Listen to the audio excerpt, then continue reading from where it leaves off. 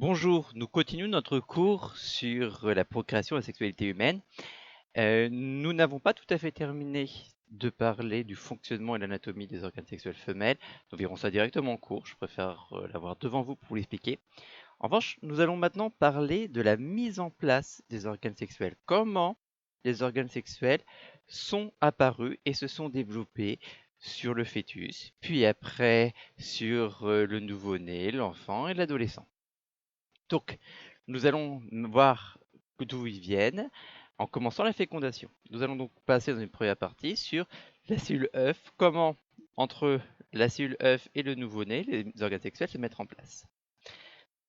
Il faut bien comprendre que la cellule œuf, d'où nous venons, n'est pas quelque chose qui montre à l'extérieur euh, le sexe de l'individu.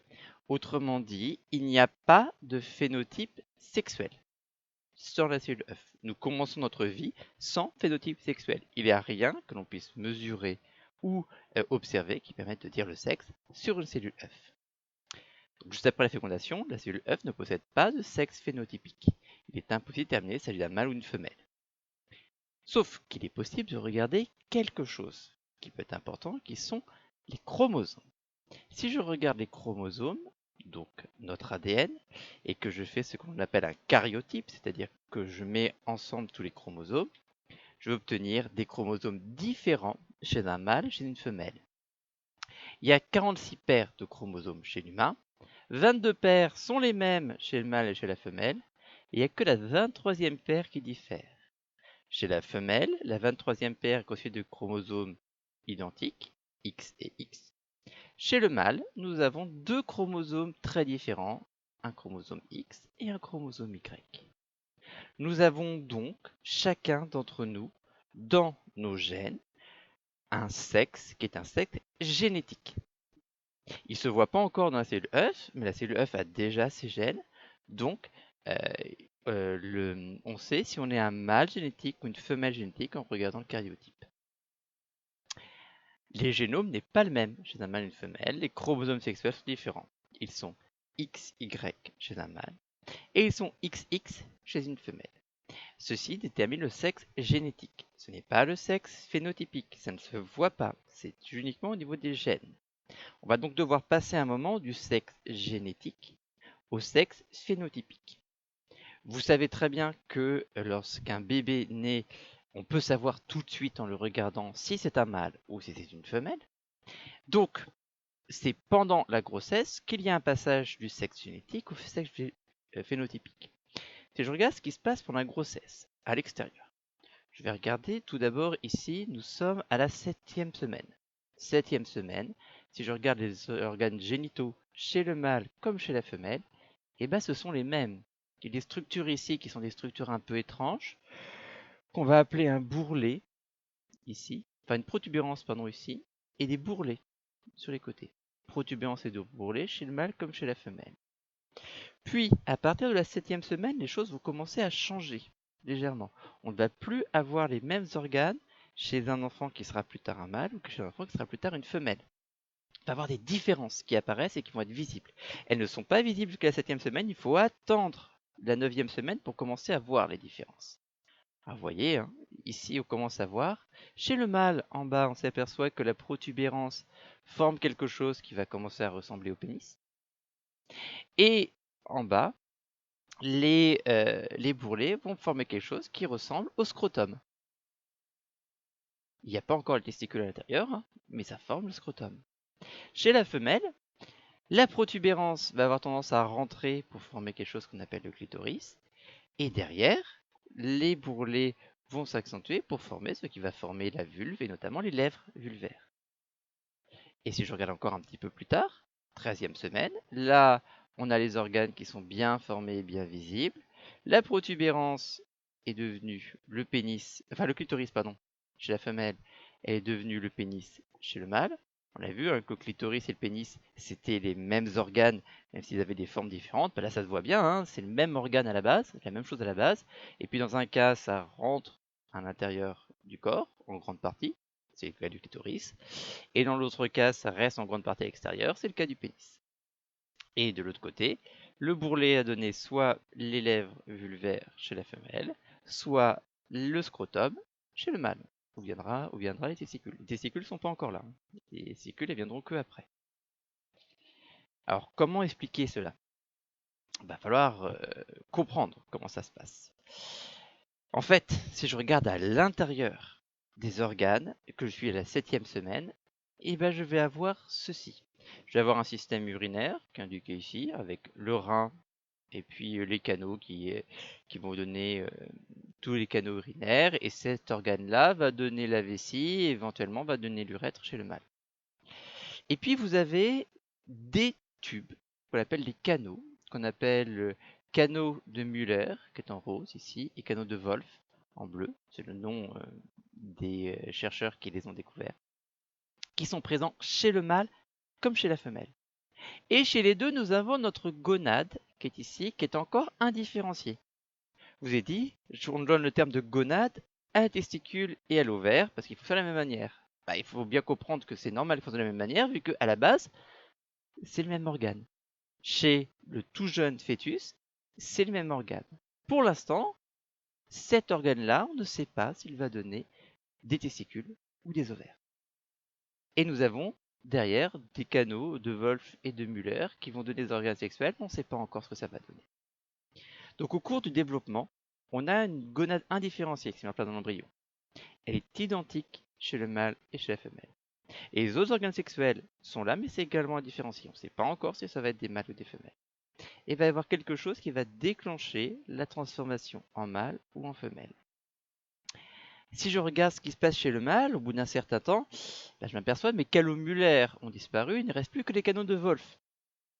Et la gonade à différencier s'est transformée entre-temps en testicule. Comment ça a pu se passer? C'est grâce à une hormone qu'on appelle l'hormone AMH, pour anti-müllérienne hormone ou hormone anti-müllérienne en français. L'hormone AMH, elle existe si l'on a dans ses chromosomes un gène qu'on appelle SRY. Pourquoi Y? Parce qu'il n'est présent que sur le chromosome Y. C'est un gène qui n'est présent que sur le chromosome Y, donc il n'y a que les mâles qui l'ont, puisque les mâles ont un chromosome Y, mais les femelles n'ont pas de chromosome Y. Donc la femelle ne produit pas d'AMH. Cette hormone-là va pouvoir déclencher tout. Comment cela va se passer? Prenons un mâle. Un mâle, il a au départ une gonade indifférenciée, des canaux de Wolf, des canaux de Müller, et il a dans les chromosomes XY, ce qui fait que sur le chromosome Y, il a ce gène SRY. Ce gène SRY permet de produire une hormone qui s'appelle l'AMH, hormone antimullérienne. L'hormone antimullérienne agit sur la gonade et force la gonade à se transformer en testicule. Donc c'est le gène SRY qui permet de produire l'hormone SRY et l'hormone SRY transforme la gonade en testicule. Cette testicule va fonctionner, va produire une hormone qu'on retrouve surtout chez le mâle qui s'appelle la testostérone. La testostérone va agir et elle agit sur les canaux de Wolf. Elle transforme les canaux de Wolf en prostate, en canal déférent, en vésicule séminale, etc., etc. Bref, c'est la testostérone qui va transformer les canaux de Wolf dans toutes les structures présentes chez le mâle. Pendant ce temps, le canal de Müller, lui, ne reçoit rien, il ne reçoit pas d'hormones, il n'est pas sensible à la testostérone. Il va régresser pour disparaître. Vous devez donc prendre ce schéma, mettez sur pause et prenez le schéma. Ça montre que c'est grâce au gène SRY présent dans le chromosome Y qu'on a l'hormone AMH qui transforme la gonade indifférenciée en testicule. La testicule produit la testostérone transforme le canal de Wolf en prostate, canal déférent, bref, dans tous les organes mâles. Et derrière, le canal de Müller, qui ne reçoit pas d'hormones, disparaît. Ça, c'est ce qui se passe chez le mâle. Donc l'AMH est une hormone dont l'organe cible est la gonade indifférenciée. C'est-à-dire que l'AMH va agir sur la gonade indifférenciée. Grâce à l'AMH, la gonade indifférenciée devient une testicule qui produit une hormone, la testostérone. Et la testostérone va agir sur les autres organes sexuels, les transformant en pénis, en bourse, en prostate, etc., etc. Ça, c'est chez le mâle. qu'est-ce qui se passe maintenant chez la femelle? Si je regarde au bout de 13 semaines, je m'aperçois que j'ai mes gonades qui sont transformées en ovaires, j'ai plus mes canaux de Wolff, et à la place, j'ai mon canal de Müller qui est toujours là. Et après, ce canal de Müller va se transformer en utérus, en vagin, en trompe, etc. Comment ça se passe? Je pars d'une situation où j'ai ma gonade à différencier, mon canal de Wolff, mon canal de Müller. Dans mes gènes, j'ai les chromosomes XX. Puisque je n'ai pas de chromosome Y, je n'ai pas le gène SRY. Il n'est pas là. Donc je n'ai pas d'AMH. Ma gonade va donc se transformer toute seule. Elle n'a pas d'AMH pour dire se transformer en testicule. Et quand la gonade se transforme tout seule, sans message de l'AMH, elle se transforme automatiquement en ovaire. Donc si je suis sans AMH, ma gonade se transforme en ovaire. L'ovaire, elle aussi, va produire une hormone. Mais cette hormone, ce n'est pas la testostérone, ça va être les œstrogènes. Les œstrogènes qui, eux, vont agir sur les canaux de Müller et transformer les canaux de Müller en utérus, en vagin, en trompe, etc. Pendant ce temps, mon canal de Wolff, lui, ne reçoit pas de testostérone. Et donc, lui, va disparaître. Donc, si je n'ai pas de SRY, je n'ai pas d'AMH. Si je n'ai pas d'AMH, ma gonade se transforme en ovaire. Mon ovaire produit les œstrogènes qui transforment les canaux de Müller en utérus, vagin et trompe et qui laissent les canaux de Wolff sans hormones et donc ils vont disparaître. Là encore, vous devez prendre ce schéma dans le cours, c'est ce qui se passe chez la femelle. Donc en l'absence d'AMH, ce qui passe chez la femelle, la gonade indifférenciée devient un ovaire. L'ovaire produit des hormones, des œstrogènes, qui vont provoquer la formation du clitoris, de la vulve, du vagin, de l'utérus, des trompes, etc. Tout est donc basé sur la présence ou l'absence d'AMH. Et l'AMH n'est là que si j'ai SRY. Et SRY n'existe que sur le chromosome Y. Donc, si j'ai un chromosome Y, j'ai mon gène SRY, j'ai mon hormone AMH, donc je transforme ma gonade en testicule, qui produit la testostérone, qui met en place tous les organes mâles. Si je n'ai pas de chromosome Y, je n'ai pas mon gène SNY, je n'ai pas d'AMH, ma gonade se transforme en ovaire. L'ovaire produit des œstrogènes qui transforment les canaux de Müller en vagin, vulve, etc. Tout est lié à la présence ou à l'absence du gène SRY. Et les différences que l'on peut avoir entre un mâle ou une femelle, toutes les différences que l'on a, sont liées à un seul gène. Un seul petit point, le gène SRY, détermine la totalité des différences entre les mâles et les femelles. Donc vous voyez que parfois une très légère différence sur des gènes peut provoquer de grosses différences, des différences visibles sur les organismes. Ceux qui feront la spécialité SVT l'an prochain verront ça encore plus en détail. Donc remarquez bien, sur ces deux individus, les différences sont liées à la présence ou à l'absence du GRSRY. Ça peut même être parfois un petit peu plus compliqué à comprendre. Enfin, ça peut permettre de comprendre des choses qui sont un petit peu plus compliquées. Cette présence, l'absence de SRY. Par exemple, cette personne, qui est un mannequin qui est assez célèbre, hein, qui est Anna Gabi Odile. Et cette femelle a la particularité d'avoir dans son des chromosomes XY. Autrement dit, génétiquement, cet individu est un mâle. Mais, vous voyez à l'image, hein, c'est très clair, cet individu, phénotypiquement, au niveau de son phénotype, c'est une femelle. Pourquoi? On s'est aperçu que cette personne, sur son chromosome Y, avait un gène SRY qui ne fonctionnait pas. Ce gène SRY ne fonctionne pas. Il a subi une mutation, il ne fonctionne pas.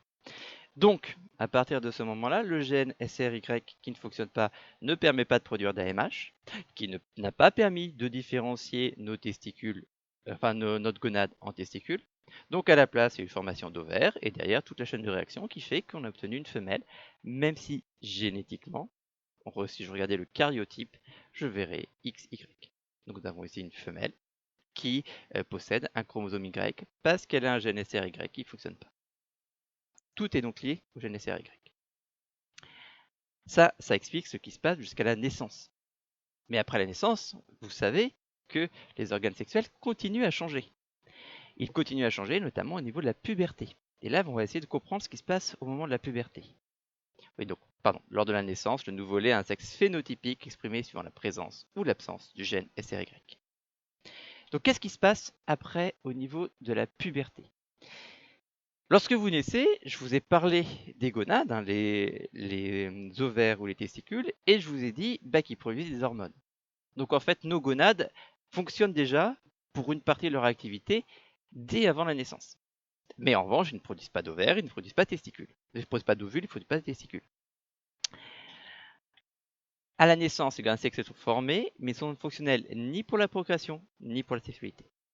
Les gonades produisent des hormones dans des quantités faibles. Les gonades mâles, les testicules, produisent de la testostérone. Les gonades femelles, les ovaires, produisent des œstrogènes et une autre hormone qui s'appelle la progestérone. Or, ces hormones ont une particularité, c'est qu'elles vont agir pour plein de choses, et notamment pour faire grandir d'autres organes. Donc c'est pratique, ce sont des hormones qui sont produites qui permettent d'accélérer la croissance. Mais ça va également agir sur elles-mêmes pour les faire grandir. La testostérone va faire grandir les testicules, les œstrogènes progestérone vont faire grandir les ovaires, en plus d'autres organes. Si je regarde les quantités d'hormones au cours du temps, au cours de l'âge, je m'aperçois, alors ça ne se voit pas sur cette partie-là, mais petit à petit, les quantités augmentent. Pourquoi est-ce qu'elles augmentent petit à petit? Parce que je vais faire augmenter, à partir de 2 ans, ma quantité d'œstrogène dans le sang. Donc mon ovaire va un petit peu grandir. Comme il grandit un petit peu, il produit un petit peu plus d'œstrogène. Donc il grandit un petit peu plus vite. Ce qui va faire qu'il va produire encore plus d'œstrogène, qui va dire qu'il va grandir un petit peu plus vite. Au bout d'un moment, ce système-là va s'emballer. Ça va s'emballer vers 8-9 ans, le début de la puberté. Et là, les quantités d'œstrogène vont augmenter très vite. Et c'est l'augmentation de la quantité d'œstrogène qui déclenche la puberté, qui fait la puberté. Et vous voyez que vers 14-15 ans, le niveau d'œstrogène revient à un degré stable, c'est-à-dire que la puberté est terminée. La croissance n'est pas terminée, on va pouvoir continuer sa croissance, mais la puberté est terminée. Chez le mâle, ça se passe aussi, alors c'est un petit peu plus compliqué parce que ici on a une petite baisse au moment du début de la puberté, puis après une augmentation rapide. Gardez bien l'idée, c'est l'idée que les testicules grandissent de plus en plus, donc vont produire de plus en plus d'hormones, etc. et que le phénomène va s'accélérer. Et la puberté va se terminer plutôt vers 15-16 ans chez le mâle. Donc les hormones, que ce soit la testostérone chez le mâle ou la progestérone, l'œstrogène chez la femelle, sont sécrétées dans des quantités de plus en plus importantes au cours de l'enfance. Lorsque la production des hormones sexuelles atteint un palier, elle déclenche une période de profond changement d'organisme, la puberté. Et la puberté, on l'a déjà dit, correspond à l'acquisition de la fonctionnalité des organes sexuels et de la plupart des caractères sexuels secondaires. Dans le détail, si je regarde un petit peu ce qui se passe au niveau du mâle et de la femelle, je vais d'abord commencer par le mâle. Ça, c'est une testicule de souris qu'on a ouverte. On a enlevé la peau, on s'aperçoit qu'il y a beaucoup de tuyaux à l'intérieur. Ces tuyaux, on appelle ça des tubes séminifères. Alors, si je regarde au microscope, là c'est chez l'humain, vous voyez qu'une testicule, c'est constitué de tuyaux, les tubes séminifères, et de cellules entre les tubes séminifères. Alors, ces cellules entre les tubes séminifères sont appelées les cellules de Leydig. Ce sont les cellules qui se chargent de produire la testostérone, donc l'hormone. Les tubes, eux, sont en charge de la production des spermatozoïdes. Comment ça se passe? Alors ici, vous avez une image de tubes séminifères, vous voyez ici. Et puis là, entre les cellules de Leydig. Donc là, je produis la testostérone. Ici, je produis mes spermatozoïdes. Et les spermatozoïdes vont passer à l'intérieur des tubes. Et donc, lorsque le sperme va être éjecté, les spermatozoïdes d'à l'intérieur des tubes vont passer dans le tube et après passer dans le canal déférent pour après être éjaculés. Donc chez le mâle, à partir de la puberté, les tubes séminifères testicules se mettent à produire des spermatozoïdes, tandis que les cellules interstitielles, c'est-à-dire les cellules de Leydig, continuent à sécréter la testostérone. Le pénis devient alors capable d'érection et l'éjaculation devient possible, on en a déjà parlé, c'est l'une des marques de la puberté. Chez la femelle, ce qui va se passer, c'est qu'on va avoir la puberté qui permet l'érection du clitoris, comme la puberté permet l'érection du pénis.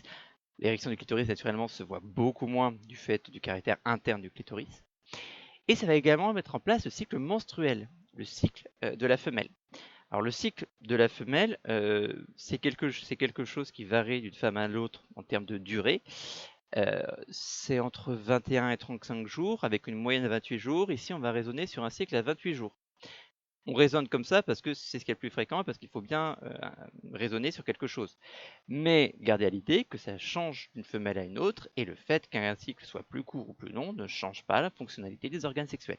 Hein, bien clair, je prends un cycle de 28 jours, une femelle qui a un cycle de 25 jours ou de 32 jours n'est pas anormale.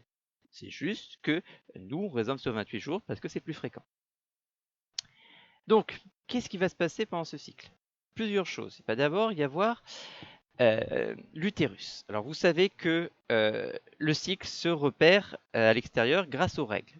Pour des raisons pratiques, on a choisi que le premier jour du cycle, c'était le premier jour des règles. Et pourquoi? Parce que c'est quelque chose que l'on voit, et donc une femme qui irait voir un médecin peut dire, bah voilà, ça fait 3 jours que j'ai eu mes règles, donc je suis à tel moment du cycle, etc. Tandis que si on prenait un autre événement, les autres événements ne se voient pas à l'extérieur, et donc ça serait plus difficile. Donc on a choisi premier jour des règles comme premier jour du cycle. Premier jour du cycle, on va avoir les règles. Les règles, en fait, c'est une partie de l'utérus qui va se liquéfier. En fait, on appelle se squamer, c'est-à-dire former des petits morceaux qui passent dans un liquide. Comme l'utérus est très riche en sang, le liquide est rouge, très riche en sang. Et ce liquide, après, va couler par le vagin, puis va sortir par la vulve. Alors, c'est quelle partie de l'utérus qui va se liquéfier? C'est la partie qu'on appelle l'endomètre. L'utérus est composé de 2 parties principales, le myomètre, qui est quelque chose qui est riche en muscles, et l'endomètre, ici. L'endomètre est très riche en vaisseaux sanguins. L'endomètre, lorsqu'on a les règles, va partir en petits morceaux et se liquéfier et du coup couler après. Ce sont les règles. À la fin des règles, l'endomètre est très fin. Il ne reste plus grand-chose. Il va commencer à s'épaissir. Il va s'épaissir, gagner en vaisseau sanguin, et ça environ jusqu'au 21e jour, où il sera au maximum d'épaisseur. À ce moment-là, l'endomètre est parfaitement prêt à recevoir un embryon, si jamais il y avait eu fécondation. C'est le moment où il y a le plus de chances que l'embryon arrive au stade de l'utérus, au niveau de l'utérus. Donc c'est le moment pendant lequel l'utérus est le plus prêt. Puis au bout de quelques jours, si aucun embryon ne s'est mis sur l'utérus recommence sa décomposition, donc au bout ici de 28 jours, et on entame un nouveau cycle avec destruction d'une partie de l'endomètre par liquéfaction et reconstruction de cet endomètre. Donc le cycle menstruel affecte notamment l'utérus et les ovaires. Le premier jour du cycle, l'endomètre de l'utérus se liquéfie et coule, ce sont les règles. L'endomètre se renouvelle ensuite pour atteindre son épaisseur maximale autour du 21e jour. Et à partir du 28e jour, s'il n'y a pas eu d'embryon implanté, on recommence une liquéfaction. Donc on a un nouveau cycle avec les règles. On va également avoir des modifications au niveau de l'ovaire. Alors l'ovaire, il faut bien comprendre comment c'est structuré. C'est structuré en fait avec des cellules qui produisent des hormones, l'équivalent des cellules interstitielles chez le mâle, mais il y a également d'autres structures qui sont ceci, ce qu'on appelle des follicules. Il y a un certain nombre de follicules. Les follicules, ce sont des structures avec plein de cellules, et au centre, une grosse cellule. Cette grosse cellule, c'est l'ovule, qui est en train de grandir. Et le follicule est là pour permettre à l'ovule de grandir, de se développer, de prendre tout ce qu'il faut. En plus, les cellules du follicule produisent des hormones, comme les cellules interstitielles, mais elles en produisent plus. À chaque cycle, dans chaque ovaire, un seul follicule va se développer.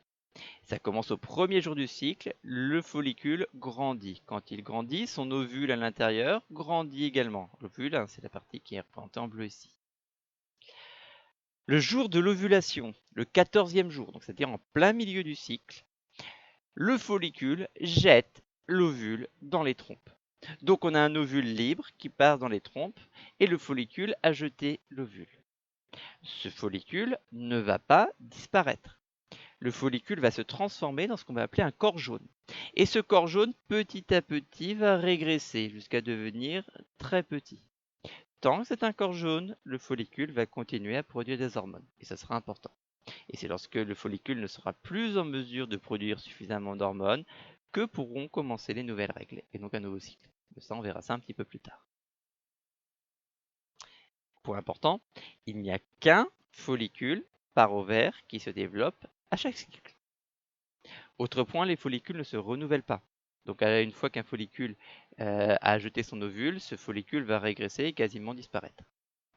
Et il y a un nombre limité de follicules, il y a un nombre limité d'ovules, c'est ce qui fait qu'une femme, au bout d'un moment, va avoir ce qu'on appelle une ménopause, c'est-à-dire qu'elle n'aura plus d'ovules disponibles pour l'ovulation, et donc va avoir tout un tas de changements physiologiques et ne pourra plus procréer. Donc dans l'ovaire, un seul follicule ovarien se développe à partir du premier jour du cycle. Ce follicule libère son ovule le jour de l'ovulation, qui est en général le 14e jour. Après l'ovulation, le follicule devient un corps jaune qui régresse jusqu'au dernier jour du cycle. Voilà pour la partie actuelle. On verra ensuite partie sur le cerveau, sur le plaisir et sa sexualité. Ce que vous avez à faire, c'est à recopier ce cours, y compris les 2 schémas, et à l'apprendre pour la semaine prochaine. Je vous souhaite une bonne semaine et je vous dis à la semaine prochaine.